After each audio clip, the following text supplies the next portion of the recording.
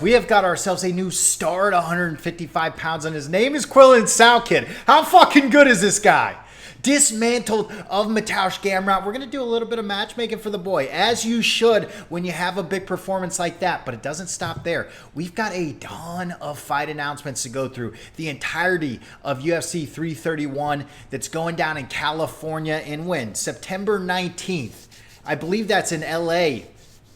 Joshua Van, Alexander Pantoja, Arman Tsrukyan, back of the line with Mauricio, Ruffy. That's a spot Mateusz Gamrot was just in. Is it going to go the same way? Is this a turning of the guard? I don't know. We'll talk about that in just a second. We also got the young gun. How good is this fight? Tommy Mcmillan, Marwan Rahiki. Should be absolute chaos. Anytime you get either of these guys in the cage, it's chaos. You put them together. This is the Tasmanian Devil versus the Tasmanian Devil. A wild fucking fight. We're going to talk about that. We got some other things to go with. Marwan already talking a little bit of shit. We're going to listen to what he had to say about Tommy Mcmillan. Not official, but I feel like it's official. We've got the main and co-main event for UFC 333. Of course, we're going to talk about that. But it all starts back at the Apex, and it starts last Saturday night. And that's where we're going to begin. Before we get into Quillan Salkilld, and we will, I want to talk to you a little bit about the new Apex. Not bad. Not bad. Still not my preferred venue. I'd like to get in a big arena. A shame that Quillan Salkilld is in the Apex and not in front of a massive fucking audience, especially with a performance like that. The place would have gone nuts. But we did get a little bit of an upgrade. And by a little bit, I mean about 1,000 more seats in the Apex. Let's watch this real quick. They have a new little balcony deck.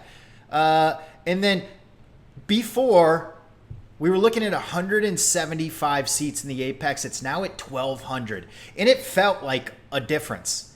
Like just even from the viewing, I can't even imagine what it felt like in there. But the viewing experience from the TV or my phone screen, it felt bigger. It felt better. When you're looking at it, there wasn't like blind spots. A lot of times with the old Apex, you know, depending on the camera angle, you're basically just looking at a wall. No matter where you were looking, there was an audience member. It was loud, and I fucking loved it. This kind of feels like they did, I don't know if it was Mandalay Bay or something like that, but Pyotr Yan Murabdovashvili happened in a smaller, the first one, happened in a smaller event center. I believe it was Mandalay Bay. Could be incorrect, but it gave that vibe. It's still very intimate. I always said, you know, from a TV perspective, the Apex is a real fucking bummer, but it's probably an incredible ticket live, especially when it was just 175 seats. Still here at 1,200 seats. I feel like this is one of the hottest tickets you can get if you want to see UFC and you want to see it up close and personal. This has got to be the spot to be. Just recently, I went to PFL in Austin. It was at the Moody Center, but they had it pretty contained, and the boy got floor side seats for like $250. Shout out to that. You can't get that in the UFC. But I always tell people when they're talking about going to fights, the closer you can get, the better. Reason being is because if you're not close, you're going to be watching the TV screen, which is not a bad thing. But you want to be able to see the action, hear the punches, feel the fucking rattle of the cage. And I think you might get that from an Apex where you don't necessarily get in an arena, especially the further you get. I mean, floor side tickets in an arena are probably, doesn't even matter what the fight are probably minimum $1,200, $1,300, $1,500. Who's to fucking say? It might be more than that, but closer the better. And God, would I have loved to be there to see this young buck, Quillan Salkilld, get fucking after it against a guy named Mateusz Gamrot. There's a couple of pictures here. This is from Quillan's profile. Threw a little shades on here. He was looking directly at the camera when he was choking Mateusz Gamrot out, but performance of the night, well freaking deserved. This was obviously hindsight's 2020, but felt like a big step up for Quillan Salkilld. Obviously, he had Beneil Dariush beforehand and was a step up then, but Benny feels like he's at the end of his career. His chin is definitely questionable. Mateusz is that guy you look at and you go, fuck, nobody wants to fight him. One, because he's incredibly skilled. Two, because his fight style is a problem. A lot of these guys that we get really hyped about are strikers. Like imagine Mateusz Gamrot and Mauricio Ruffy. you go, oh, fuck, obvious path to victory. And there was a lot of that same sentiment here when we're talking about Quillan Salkilld, but it didn't fucking matter because of this young fucking savage right here. It didn't fucking matter. And I was saying beforehand, let's not freaking get too crazy in here. I was saying beforehand, the guy's got wrestling. He's not completely oblivious on the ground, and he just proved that fucking point. It might be his greatest asset. Like, as far as guys working up the ranks, I mean, you think about some of the young guns at the top of 155, a lot of them are specialists. Mauricio Ruffy, striking specialist. Paddy Pimblett, ground specialist. Quillan Salkilld might be the most complete fighter that we have at 155 pounds right now that's not in the top 5. Let's look at it just briefly. And then we're going to come back here and we're going to do some matchmaking for him. But just, I'm purely prospects here. In the top 15, Tom Nolan would be another one. Relatively well-skilled, but has not proven it at the highest of levels. Did get a nasty win over Frasiam. That was a great win that he had over Frasiam. But Mauricio Ruffy, I mentioned. Benoit Saint-Denis, pretty well-rounded, but also so fucking reckless that I don't really think it matters. We saw that with Paddy Pimblett. And then Paddy Pimblett. Those are kind of your, just from like a young guns perspective. Grant Dawson, maybe you could say, as a young prospect, but I don't really see him in the same sort of conversation. I would put like a Mauricio Ruffy, Quillan Salkilld, Paddy Pimblett. They're kind of bunched up in my mind as like, these are guys that could potentially be fighting for a title relatively soon. Paddy Pimblett obviously already had fought for the interim belt. But he can do it everywhere. Let's take you back to the pictures. He can do it everywhere. Because I don't know if you saw, he choked out Mateusz Gamrot in the first round. In the first round. And rolled through a bunch of different positions. Was never really felt like he was out of place. First of all, caught him with a nasty little check left right off the freaking rip. Made Mateusz shoot. Rolled through a bunch of bullshit. Got caught up in a leg bar at one point.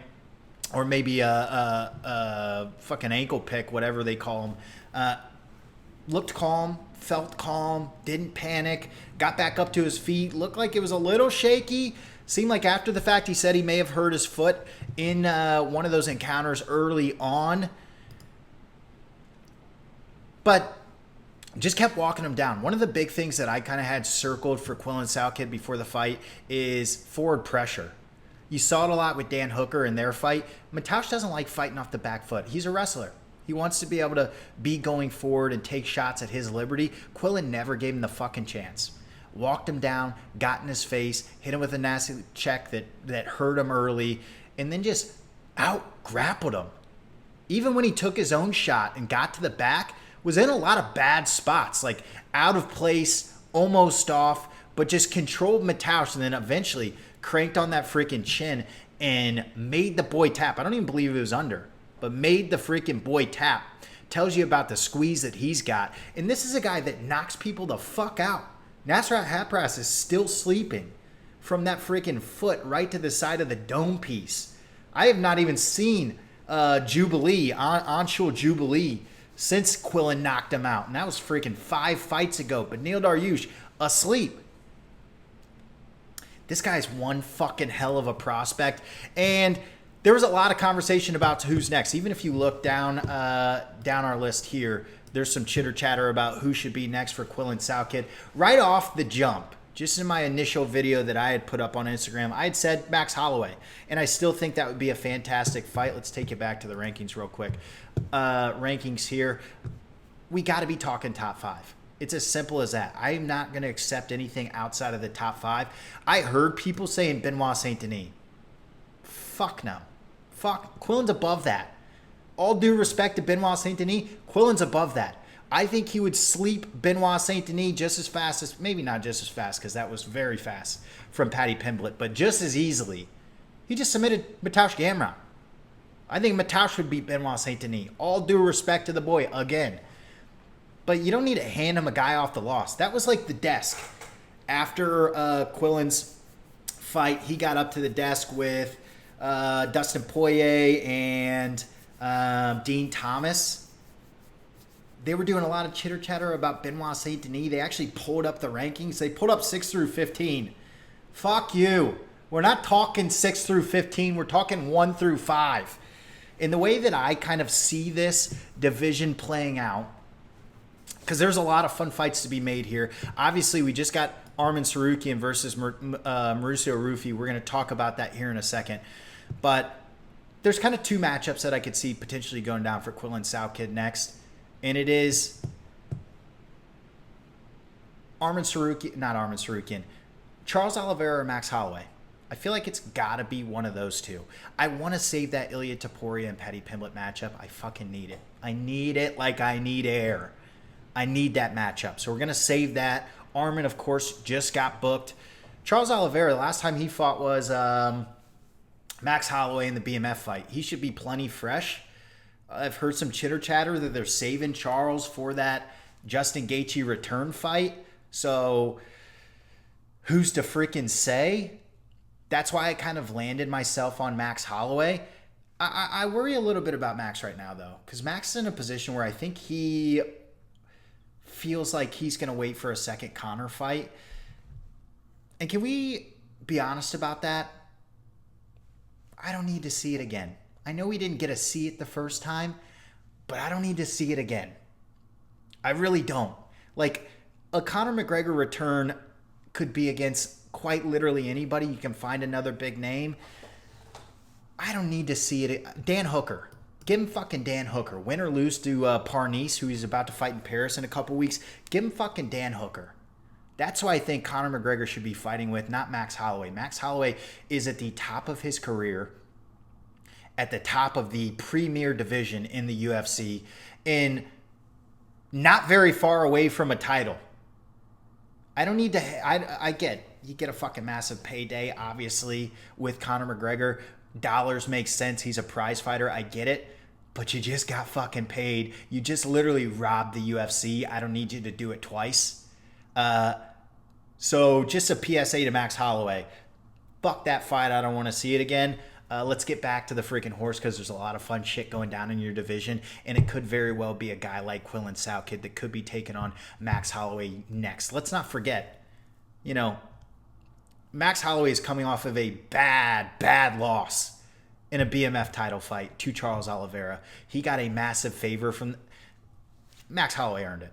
Let's give him a little bit of respect, but a massive favor from the UFC getting that Conor McGregor fight in the first place, just on what had happened recently. There was no reason that he should be, first of all, up a division. Second of all, handling one of the biggest fights of his career off of probably one of the worst losses of his career.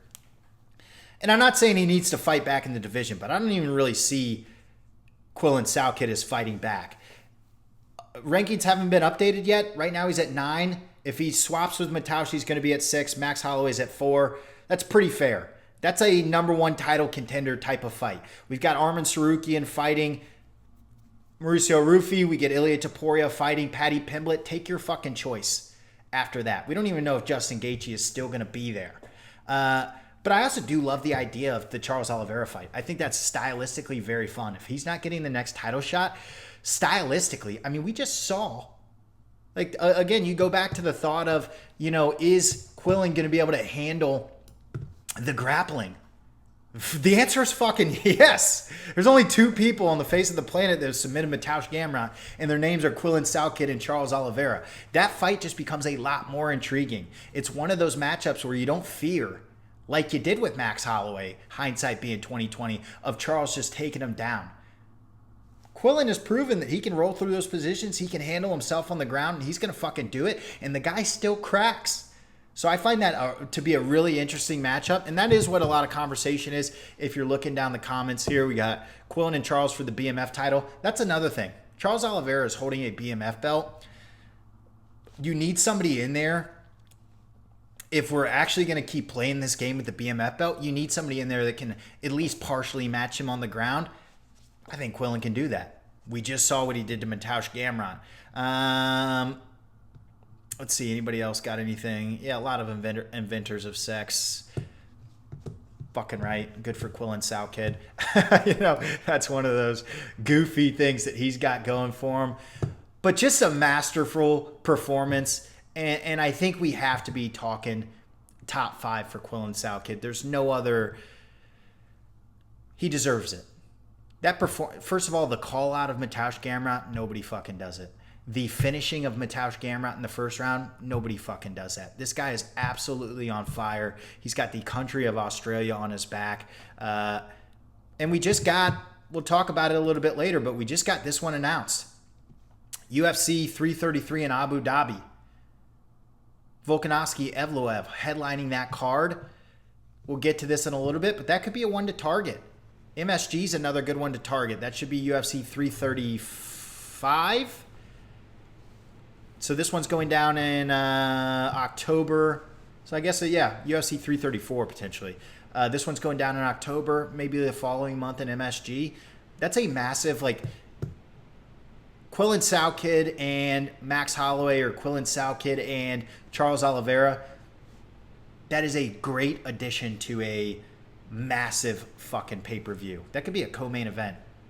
Simple as. Obviously, if you're on UFC 333, then you have 2 title fights, but that being the third fight on the card, huge. Just fucking really impressed with Quillan Salkilld. A well-deserved extra $100,000. Hopefully he got paid massively, and he's going to. Simple as. I think he's my favorite for, when you talk about put him in that same sort of lump, Paddy Pimblett, Mauricio, Ruffy, Quillan Salkilld. You got to be looking at this guy as he's got the best chance of not only winning, but holding on to that belt with the skill set that he just showed off tonight or Saturday night. Super fucking impressive. Earlier last week, I believe this was maybe Thursday, we got an announcement for the entirety of UFC 331. This is going down in LA, September 19th. And a pretty freaking good card. All things considered. One title fight, and Arman Tsrukyan, Mauricio. That's a pretty good co-main event. But Josh Van, back at it, back in it. You're a freaking star at flyweight. And Alexander Pantoja looking to reclaim his belt. That should be a fucking great fight. Hopefully we can make it all the way through this time. If you ask me, you don't even have to ask me because I spoke on it before the first fight. I'm almost positive, and not even almost. I know that I picked Alexander Pantoja after that before that first fight. After what we just saw Josh Van do to Tatsuro Tara, I don't know. I haven't looked at the odds, but you got to assume that he's probably the favorite. The thing going into that first fight is, can he wrestle? Obviously, we know how slick the hands of this young man are, but the question is, can he handle the grappling of Alexander Pantoja? We've seen Alexander Pantoja take down the likes of Kai Kara France, Kai Asakura, and just dispose of them. You need a fully complete flyweight to run with them. And I wasn't sure Josh Van was that guy. I now know that he is that guy because I rate Tatsuro Tara's grappling very highly. And he looked fantastic all the way throughout, ended up getting the finish. And the guy's got brutal fucking hands. And Alexander Pantoja is hittable. You could say a lot about his skill set, but great chin for one, but very hittable. And he's been close to losing a couple times to the likes of Steve Urseg, to the likes of Brandon Moreno and Brandon Royval. Both gave him relatively tough fights. I feel like this is just the coming of a new age in the flyweight division, where we're seeing the likes of Josh Van get after it. Manel Kape's also another one up there. He's not the youngest, but some fresh faces at the top of flyweight. I thought that we were going to get a little bit. I thought Loner Kavanaugh would have got over Brandon Royval. He's still freaking kicking at the top. Should be a fantastic fight, but I think the big one that surprised a lot of people, we knew this one was coming. The big one that surprised a lot of people was Arman Tsrukyan versus Mauricio Ruffy. And I'll be honest, I thought probably Charles Oliveira was the right route to go here. Seems like an obvious number one contender. Arman Tsrukyan and Charles Oliveira, next crack at the belt. But all this curry that you feel like Arman may have got from his, newfound fame on social media, through the likes of the streamers, through Nina Drama, it didn't play out in the matchmaking, did it? And I don't know the entire backstory of why Arman Tsrukyan was on so many side quests, why he was running a RAF fight every other week instead of fighting in the UFC. But He's fighting down in the rankings. Like I said this before Saturday on the Arman Tsrukyan video I made. He's in the exact same spot as Mateusz Gamrot. Exact same spot. Mateusz is fighting Quillan Salkilld. Arman Tsrukyan is fighting Mauricio Ruffy. Fighting like well down the rankings. Does this get Arman a title shot? Does a win over Ruffy get Arman a title shot? Maybe. If Ilya and Paddy gets made, and let's say pre-Justin Gaethje coming back, and say Paddy wins that or Ilya wins that, are they going to go with that? You can make that case. You could surely make that case over Arman Tsrukyan here. Maybe Ilya's in a weird spot. I guess both those guys are in a weird spot because at this point they both have losses to Justin Gaethje, but that fight's so big.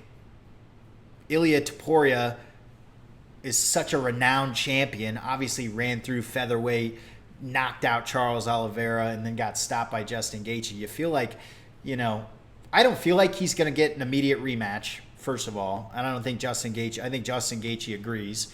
But I think one fight's all it's going to take for Ilya Topuria to be back into the position where he's going to be fighting for a belt. And if you're Arman Tsrukyan right now, you got to be looking around going, well, fuck. This isn't really even. Maybe it is. Maybe they promised him something that I don't know. But this isn't really a number one contender fight. And a dangerous fight. A very dangerous fight. But should be a winnable one for him. We'll see how much Mauricio Ruffy has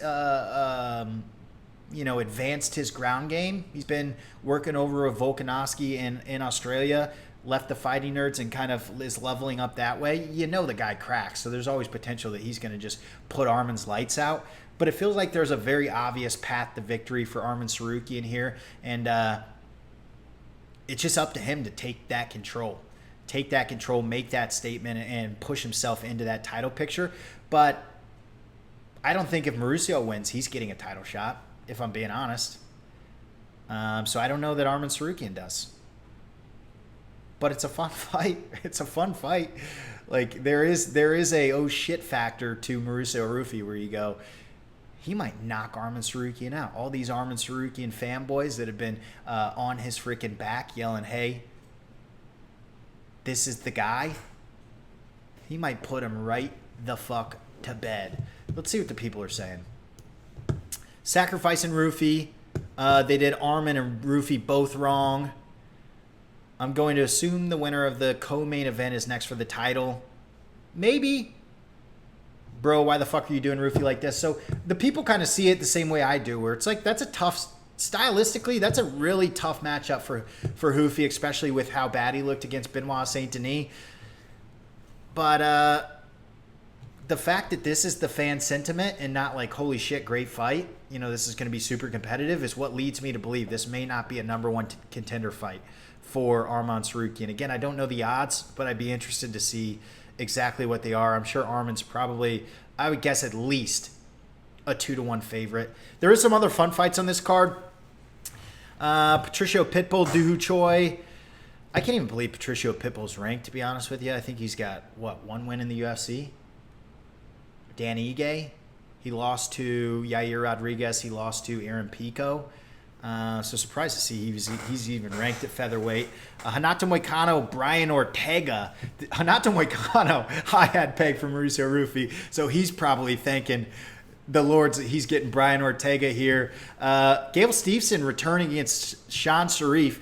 You can kind of see the route they're taking with Gable Steveson, slow rolling him a little bit. This should be another one that he gets done relatively quickly. Marlon Vera, Charles Jourdain. I like Charles Jourdain in this spot. I like Charles Jourdain at bantamweight. The guy's a bad motherfucker. I think this is a good fight for him. Tough for Cheeto Vera. I mean, he needs a win. I think Cheeto's dropped 3 or 4 in a row at this point. He needs a win badly. I don't think he's won since his title shot. And he hasn't, he didn't win that one. I know Davison Figueiredo, obviously Sean O'Malley, Davison Figueiredo. He lost to David Martinez. I feel like there's one more in there that I'm forgetting, but Cheeto Vera is kind of in a must-win position. I think he's got a UFC contract for as long as he wants it, to be honest with you, unless it starts getting real bad. He's still been competitive in these fights. He just hasn't been winning them. And he's got enough, name value and star power where I fucking love Cheeto. Cheeto's a fucking awesome guy. He's got a cool look, cool style, and a name where you can build guys off of. All due respect to him, because it feels like he's miles away from a belt at this point. And they're doing that with Charles Jourdain. Charles Jourdain coming off of a massive Kyler Phillips win. Speaking of guys that need to win, Taito Ivasa, Robelis to Spain, one of the big MVP signings, Robelis to Spain. I know that he was already in the UFC, but he's getting Taito Ivasa. Robelis has been on a knockout streak, whether it was in MVP, whether it was in, he was doing a lot of his work in, what's that freaking kickboxing promotion? Karate Combat. And then we got this one. God, I fucking love this fight more than just about anything. Mainly because I love both these guys. Marlon Rahiki, a psycho. Tommy Mcmillan, a psycho. Put them together, you got some freaking psychos. This is going down at UFC Noche. Tommy called for it. Tommy got it. And this should be a certified blood bath. Somebody's going to sleep. Somebody's going to sleep. Marlon's chin is a little questionable. I think he's got dropped in, or at least hurt in a couple of his fights. Tommy McMillan, obviously, his chin's been wide open, but he's, held on. I think the worst position he was in, it was in his Dana White Contender Series fight where he was in a really bad choke. But haven't really seen his chin get... he got dropped briefly. Stood right back up in his last fight. But haven't really seen him in big danger from punches. Marlon Rahiki's got power. And he's chaotic, just like Tommy is. Long, lengthy for the division. He was talking a little shit already. Let's give a listen to that and see what happens. This is courtesy of MMA Junkie, and let's see what he says. Significant strike record or total strike record in a 3-round fight? I mean, I'm not really like, when someone breaks a significant record, like it's not, as I see it, finish the guy in the first round, you know what I mean? I don't care about significance. I never think about, I'm going to land the most. That means you don't have knockout power. That means it takes you that long. It doesn't take me that long to finish. And that's the goal of this fight, Not wrong. When you think about Tommy McMillan, it's a volume striker. It's not exactly a power puncher. But all I know is Tommy McMillan is eating this shit up right now. He is eating this shit up. This is a guy that fights with a chip on his shoulder and loves trash talk. Expect these boys to be in each other's faces all fucking week. Expect some shit to go down behind the scenes, definitely in the face-off. That's a Tommy McMillan way. When he fights, chaos follows. Let's keep going. Like, go in there and knock him out in the first round. Just like I always say, go in there and knock him out. If he comes in forward, it will be done quick. If he stays smart, he might survive a couple of minutes, but the results will be the same. He talks a lot as well. Are you excited about that part of it? I am very excited about it. I really hope that there will be a press conference. Mm-hmm. So I want to... Me too. We need a press conference. I don't know exactly what's on UFC Noche. Let's see if we can't look real quick at what is on UFC Noche as far as people. Sean Silva, Yair Rodriguez. We fucking love that fight. Thank God Yair Rodriguez is finally back in the octagon. Brandon Moreno, Joseph Morales. Yeah, you got to have a press conference here. There's some big fights. Tommy McMillan, Marlon Rahiki, obviously. Mano Farrow, Alexa Grasso. RIP to all the fellas that were hoping for their shot at Alexa Grasso. She's now taken. Big one at heavyweight. Didn't realize this was here. Waldo Cortez Acosta versus Curtis Blades, a big one. David Martinez, Dan Ige. Step back for David Martinez, which is a little weird because... as far as I know, his last fight was Chito Vera. He didn't lose, did he? Should have made this with. Where the fuck is Peyton Talbot? Yeah. Peyton Talbot, David Martinez should be this. I mean, respect to Dan Ige, but there's no reason that Dan Ige needs to be fighting David Martinez at this point. I mean, what's the difference in this point of their career? What's the difference between Dan Ige and Chito Vera? Not much. As far as like what you're going to gain from it, not much. Tim Elliott, Edgar Charles is a fantastic fight. Ignacio Bahamondes, Muslim Salikov. This is a great card. Definitely need a press conference for it. Hopefully that is the case. I think they'll do that. When is that? That's just a random fight night. That's going to be fucking awesome. That's a good fight night card. September 12th. We're a month away. Fuck yes. The UFC's heating up, and we're going to get into that because we've got most of the year figured out. I'm almost done, I promise. I'll let you guys go in here in just a second. But the other fight that I wanted to kind of touch on was this one. Alexander Volkanovski versus Movsar Evloev, Jan versus Dvalishvili 3. This is not official through the UFC, but it was posted by Polymarket, which I kind of feel is official because it's Polymarket and it's the official betting side of the UFC, which means odds have probably gone up for this date. It'd be like if DraftKings announced an NFL game. I'm like, yeah, that's true. So, breaking news, UFC 333 in Abu Dhabi's got a main and a co-main event. They're 2 title fights and some big ones at that. I need Petr Yan to win. I need it because I need Sean O'Malley versus Petr Yan. I fucking need it. And I also need Volk to win because I don't want to live in a world where Movsar Evloev is the champ. I just don't. It's just, personal bias, whatever it is. I don't. But we got some freaking big fights coming up. Let's go back to just the schedule real quick, and then we'll get out of here. UFC 331 obviously UFC 330 going down this weekend. Big one. This is a 1-fight card, and it's Islam Makhachev and Ian Gary. The rest of it kind of blows. We're going to be talking about that on Read Between the Lines. That'll be up on Thursday. We'll give you all our picks, me and Cody, for that main event, and then I'm sure we'll touch on a lot of other topics as well. So look forward to that. And then we're going to go into UFC 331. We got Alexander Pantoja versus Josh Van, Mauricio Ruffy versus Arman Tsrukyan. UFC 333, I just showed you that. The only other two, so 334 we assume is at MSG. You got to assume Tom Aspinall, Cyril Gane is coming in at some point. I want to go back to the rankings just real quick. Tom Aspinall, Cyril Gane feels primed for that. The other one is in Salt Lake that we don't have a main event for. That would be one